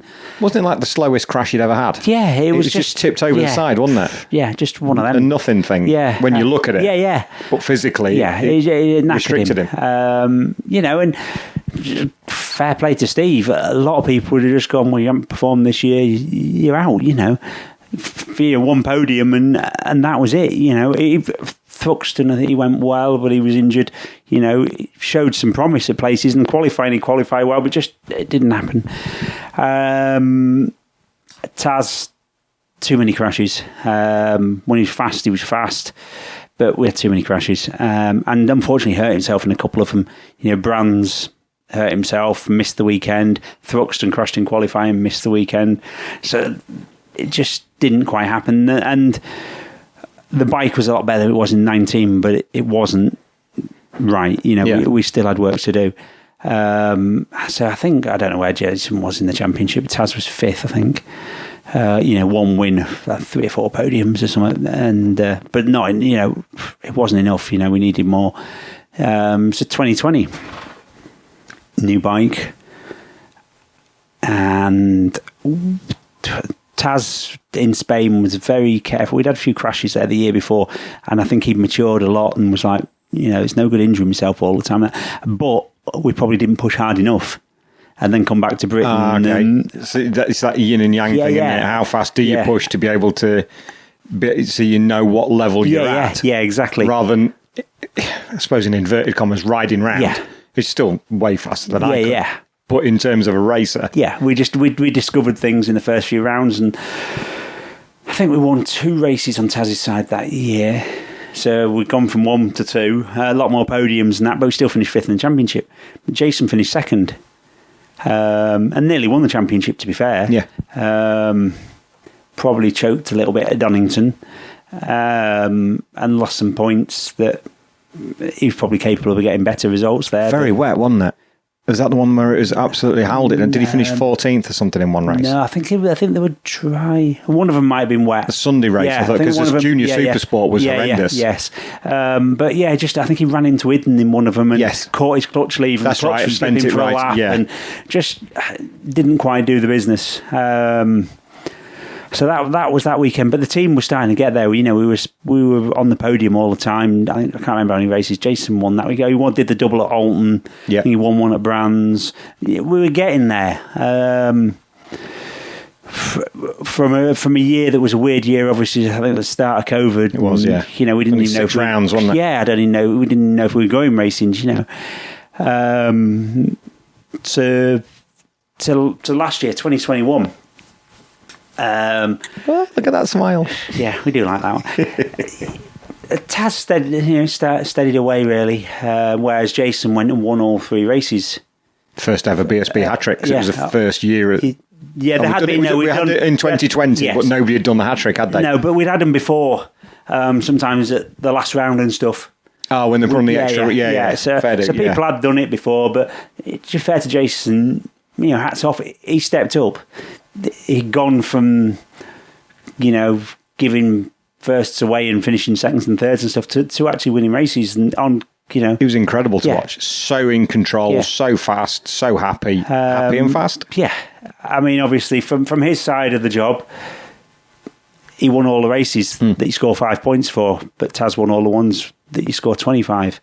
It's like I was saying about Showdown. It's right. It's it's not ideal. To be fair, last year we won both championships. But, that's a great shout. I never thought of that. Yeah, both boys got the championship. Yeah, you won the regular season and one won the Showdown. Brands at the last round, I went, you've had the best year of your life. No question. You've done mega, but unfortunately, you didn't win the right races for you.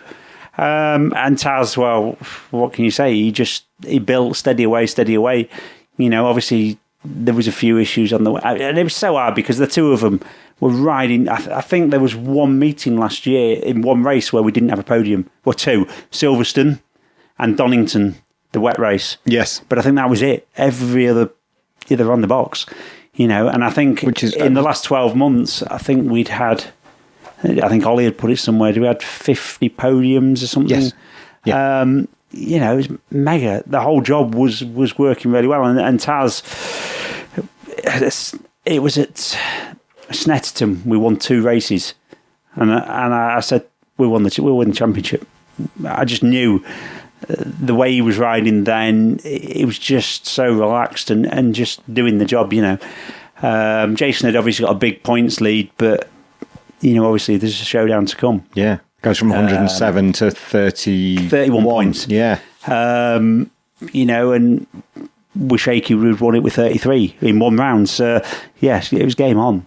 Obviously, Cadwell was not ideal for us. No. I think we were trying to cover Donington, Cadwell at the same time with the bike. I'm not sure, but it's not a circuit that I remember watching that this year, watching Danny Buchan. He had nothing left on the outside of the tarmac. Yeah. The other side, because Cadwell is kind of unique in that, because there's 3 inches of tarmac on the other side of the white line in a few places. Entry to Hall Bends, exit of Park, and the entry into Barn. I mean, it's a sketchy track for a superbike. Well, it is. You look at it realistically, probably if it was privately owned, we probably wouldn't go there. No, we wouldn't. Not for the width that you go. If someone came up with that track now, you'd all just go, no, we're not doing that. Of course they would. But you go from Thruxton, the widest, fastest track on the calendar, to Cadwell, which is about as wide as the room we're sitting in. We're going back to Scarborough next. Next weekend? Yeah. But, it's not a track that Taz enjoys anyway, so it was a track just get through it. And we had 3 crashes that weekend. It was just it didn't and unfortunately got injured in the last one, and there was no point in us doing the races, and maybe that's the only bad thing from a fan's point of view sometimes, that if you're a rider and you're slightly injured or something, you'd have the weekend out to recover, so the fans don't necessarily see the riders at that round, whereas you dig in. But sometimes the riders need to be saved from themselves. Yeah, they do. There's the guys listen and girls listen to the podcast. The big difference between fit to race and fit to crash. Yeah, and Taz, there was no point in doing the rest of the weekend. We hadn't been podium positions before that, and we're now injured. So Jason had a good round there. I think he had 2 seconds in the win. Went to Silverstone next. They're both good there. And it was a hard one because Taz crashed and then Jason ran into him, which wasn't Jason's fault either. No. But obviously the garage was all, pressure was building. And one of them 2 guys at that point was going to win the championship. Yeah. And, there was probably things heated and said in that point that shouldn't have been said and that sort of stuff. But, the commentators didn't help. History's repeated itself. Mackenzie's taken Jason out. Well, he didn't. No. He fell off. He fell off and Jason was close behind him. Yeah. It was for racing incident, that one. Probably, if it had been anyone else that he'd overtaken, he'd have run him wide, but he tried keeping the tighter line and crashed. The garage was a little frosty. Taz wasn't going to race next day, but anyway, cleared fit next day, morning warm-up, fastest. and he won a race and Jason won a race, and they were second, vice versa. So, game on, Alton Park was the first round of the showdown, and that year Taz had always struggled at Alton Park until the beginning of that year. We did the test there. I think we were 18th or something. Still, it'd be like a Cadwell sort of job. He doesn't sort him physically. Well, he's a flea on the back of a dog, 100%. And he struggled. And we tried electronics every year and stuff. So we bought a different engine for there. Let's try it. Straight into the race meeting with it. If it don't work, we'll take it out for first session. We were competitive. I think we finished fourth. We had a fourth, fifth, and a sixth. But for Taz at Alton Park, mega. Mint, yeah. And we thought, right, we'll go to Alton Park, fourth, fifth, and a sixth, something like that. If we'd had 3 6, we'd have taken that of course. Start of the weekend. And we had the unlucky anniversary colours that had been run around the world that everyone else had a bit of bad luck with as well, Never change the colours. Ever. And I think we finished... I can't remember. Did we? I think we won we won the first one on the Saturday. Jason crashed.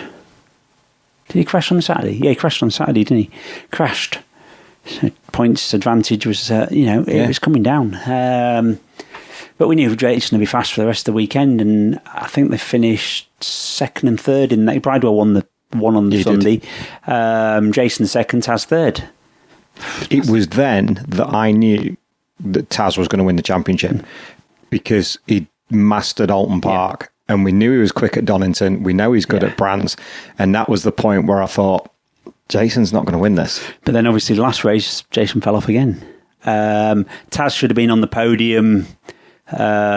Small penalty for a love tap on Jacko. Which, to be fair, I don't think that one was a harsh move, really. I think Lee leaned on him a little bit, and I imagine if Lee looked back at it now, we would probably say that. But obviously, I think he gave Idden a bit more than the love rub earlier, so it was cumulative. Yeah. At the end of the day, there's a lot at stake. Of course there is. It's... These boys aren't doing it for a hobby. No, exactly. This is the job. We're here to win races. Yeah. It's not, after you, sir. It's entertainment for the fans, but to the boys, it's a job. This is what they're there for. Exactly. And... So, he got a penalty. So, between the two moves, probably, we'll take it now. At the time, we didn't want to necessarily take it. But understandably, but you look like you sort of going, okay. So he was keen that weekend. Alton, mega. Donington Park, I think by then, Jason his head had maybe loosened a little. He was kind of, pressure was on him. And it's always bad when you've had a bad round. It's hard to pull yourself, out of that. And you're governed by your last race, aren't you? Yeah, exactly. And it was not going to plan. He got a big chunk. It's for him really. He could have just been settling for seconds and thirds and been all right. Donington and weather was hideous. It was terrible first race. I can't remember. I think Jason was maybe 10th, 9th, something like that. And Taz was 7th or so, but Bridewell crashed. So for us, we extended the points lead. Next race was dry, but really cold. And Taz was full on Taz mode. It just cleared off and made the job look easy, to be fair. Jason wasn't on the podium again, so obviously it's getting harder for Jason. The pressure's getting on. You're having a bad time, and then the pressure's going on as well. It gets worse, doesn't it? Of course it does. It manifests itself, doesn't it? Last race, Jason was probably 5th, 6th, 7th, something like that again. Taz broke down, battery terminal broke. But while leading the race, you expect Taz to come in going, what's, kicking off. He was like, don't worry about it. That chilled. Which helps you guys as well. And the guy's like, okay, if he's not bothered, then fine. I mean, none of us wanted it to happen. No, but you can't fix it. No, it's done. Hindsight's a wonderful thing. Maybe you should change that. But where do you stop? Where do you Exactly that. Where do you stop when you're building a bike? Yeah, and it's one of them. But he was so chilled, and it was funny. We went to Brands Hatch, and there was Jason. Looked like he got the weight of the world on him. Bridewell did. Taz looked like he'd gone on his holidays. He was so chilled. He knew the job was done. He was so relaxed. And, he didn't need to win all them races, but he wanted to, he was hoping he was going World Superbike at the time and wanted to finish by winning 3 races. Absolutely. And job done, I think Jason was third in the championship. So, a good year for us and, obviously for our engines and that side of stuff from rev to race. It was like happy days, We had 2/3 of the wins that year in the championship. Incredible. Which, could take some beating, but we've probably done it this year, to be fair. Between, I think if we won 17 or 18 races this year between obviously we do the OMG engines and our own engines, and then Jack's just won the championship and won 13 races and had, I think he had 3 second places, which is a bit disappointing, really. Fully socks up. Yeah. That's test, and this is another one of the reasons why it was great to have you on the show, because fans maybe don't realise, as knowledgeable as our fans are, they kind of don't realise just what goes into it in the background and the guys that make these bikes work the way they do. Yeah, and we have people come in here saying, I didn't realise you did all this, you do that, because obviously we do a lot of customer stuff as well, you know. And people don't necessarily realise everything we do. I'm bad for not blowing my own trumpet as such. I can't be doing, we see some of these people on Twitter and they tell you you've just been for a shit. Do you know what I mean? They tell you everything. And it's like... But at least flag up your achievements. I do sometimes when I have time. But do you know what I mean? It's hard. You just go... It is. And then you feel like, Tosser is showing off again or whatever. So it's... But no, there's a difference between cockiness and pride. Yeah. And that's if you're putting something up about the rider...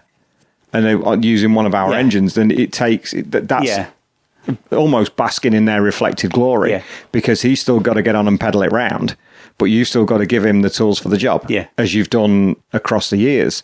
So, it's not about blowing your own trumpet so much as being part of a team. Especially this year, I mean, we've had quite a few times where we've had the full front row, we've first, second and third in every race, Yeah, like I said, there's barely I don't think I can remember a qualifying session almost where there's been either a qualifying session or 3 races where one of your engines hasn't been either on the front row, pole, or on the podium. Yeah. That's a massive achievement, Kev, when you look at it that way. Yeah, it is. And so, like I say, a lot of the time you don't think about it. You just crack on. But then now and again, and do what my missus is mint. She does it sometimes. She puts stuff on there and stuff. And she's like, "Where do they fit?" I don't know. I'll have to have a look, and everything else. But I mean, this year's been another good year. Like I say, we built 8 engines for OMG at the beginning of the year. Obviously, they've taken over, still using the same spec and refreshing them. And I don't know, maybe we've made a rod for our own back this year. Now we've it's not made it any easier for us. You've given your race-winning engines to 2 guys who adore riding R6s. Yeah, who are now a great fit for an R1 because it's just a big R6. Yeah, and it's no surprise that Brad's doing what he's doing. No, because definitely not. Yeah. I mean, I don't think he'll mind me saying it, but the fab bike that he rode in Supersport to a Brands lap record wasn't exactly Jack Kennedy spec. No. It was a bit of a bitzer. Yeah. And well, it's probably the first time he's got on a motorbike that's capable. Yes, I would agree. I mean, no disrespect to BMW, whether it was ours or whether it was Tyco's, they're not quite where they should be. No. But this is, when he got off it, well, you were there. Yeah. You were out at... no, I didn't go. Oh, no, sorry, it was Spanner, Tony and Tim that came out, but it was your engines.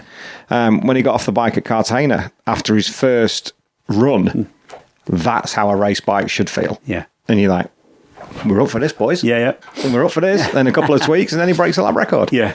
Which, normally, it takes a little bit of time to get used to it, but as soon as he got on it, I mean, he looked so comfortable. The 2020 R1 was a step forward from the 19. Yeah. In what we got as a bike. As a package as a whole. Yeah. So it made our job easier, and, what we'd learned from before that, obviously... it's not just come... Oh, no, it's not. It's not overnight. No. There's a lot of effort and a lot of work and development from yourself and from the McCann's team to get it where it is. There's no doubt about that. It wouldn't be doing what it was doing. But it's a good package, and he obviously Top Rack's doing the job in Worlds, and he obviously jumped on an standard R1 at Cadwell the other week and went faster than most club races, and still wheelied down both. Off, wasn't he? Yeah, he still wheelied down both. It'd be interesting. It's probably a bit of a stat for you to see how fast all the BSB riders went on their third lap at Cadwell Park on FP1. Yeah. Because we had the Thursday night or whatever, Friday night. The third night we had practice, didn't we? Yeah, We had a test, interesting didn't we, on the to see Friday night. how fast they were, and they've all been there before on a superbike lap. Yeah, and by all I can't remember who told me, but by all accounts, by his third lap, he'd nailed the lines. Oh, he was around Cadwell. He was line to line. He was on it. Incredible. Yeah. Whereas Locatelli just looked lost and scared. He was doing good wheelies there. All the way down the main straight, wasn't he? All the way into Cops. It was just incredible, that. How do you approach the rest of the season now? The same way as we have been, I think. We just need to go and win some races. All the pressure's on Brad. Same as last year with Taz. There's no pressure on him. We're third in the championship. Jason second. 4 Yamahas in the showdown. But I don't think any of them are going to help each other. No. So, yeah, we just need to crack on and do what we've been doing and do what we've done for the last couple of years. Taz can ride a motorbike, and I'm sure the other guys can. So they've proved it this year. So we just need to keep the job going. Let's go race. Yeah. Last question. You've ridden much yourself? I used to a good bit years ago, but I just don't get a chance. So two final questions. First one is a double-barreled one. What's your favourite corner and why?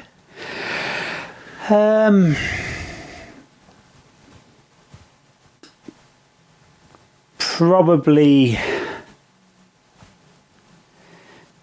I don't know, Gooseneck at Cadwell. That's a new one. Yeah, only because the first lap I ever did round there, I went on the grass because I didn't even know where the track went. I was on a factory RC45. When I was at Honda, we used to run them in at the track. I was, 20-year-old. I thought, I've made it. I'm getting paid to do this. I'm riding round here, happy days. I wasn't thinking that when my feet were down and I'm going across the grass. But when I got it right, it was like, on like factory this. Exotic. Yeah, exactly. And it wasn't, I think Ian Richards crashed one of them at Cadwell, wrote it off. So I think eventually we ended up running him in on dynos. But hey, it was meant, I was getting paid to do that cool. job. It was cool, Yeah, I like that. Yeah. Okay, so Gooseneck, that's a new one. And apart from the Guadic story with Shaky, what's your best hire car story? I tell you what, there was one in Spain once. It was a hire car job years ago. Everyone used to abuse them a little bit, should we say? And I think it's James Hayden. He's punctured more wheels than he'd got left. So he ended up taking a wheel off. I think it was one of the Dunlop cars. And anyway, then there was still like problems with terrorism and that in Spain and all that. Anyway, all the police, he ended up hiding under a car for like an hour because police thought that there'd been someone reported, someone fiddling with the car. But there is another one. I've just remembered now. We were in Spain with Steve Plater. It was cab racing, and we were in this restaurant, all in there. Anyway, Plater and a few of the boys decide that they're not going to pay their bill, so they left us with the bill. And they're in this bar across the road laughing, but they had the same hire car as us. So I thought, right, you're having it. So I took all the wheels off, sat the car on its wheels, and left 3 wheel nuts on the roof. You're not going to get out of that one too well, are you? But there's been so many hire car ones, to be fair, over the years. Oh, How fast are you on the Cartagena approach road? I've taken a few exhausts off there. It doesn't matter which car you go in. It always seems that the whole process changes once you go through the gate off the main road. Yeah. It's a rallycross stage. Yeah, I remember being with Jim Moody once in a hire car in Spain, and I think we're doing about 100 mile an hour down there. He decides that he could get it into reverse, and the gearbox fell out. It was just all down the motorway. Incredible. Seriously, this has been absolutely fantastic. I've thoroughly enjoyed both the chats we've done, Kev. Thank you for your time today. I know how busy you are. You stacked out and the boys are working away downstairs. But mate, thank you. The listeners are loving the chats, and genuinely, I wish you all the best for the rest of the season, and let's see where we are and have a beer at the end of Brands in 5 weeks' time. Yeah, perfect. Thank you very much. Brilliant, Kev. Thanks, Cheers, mate. mate.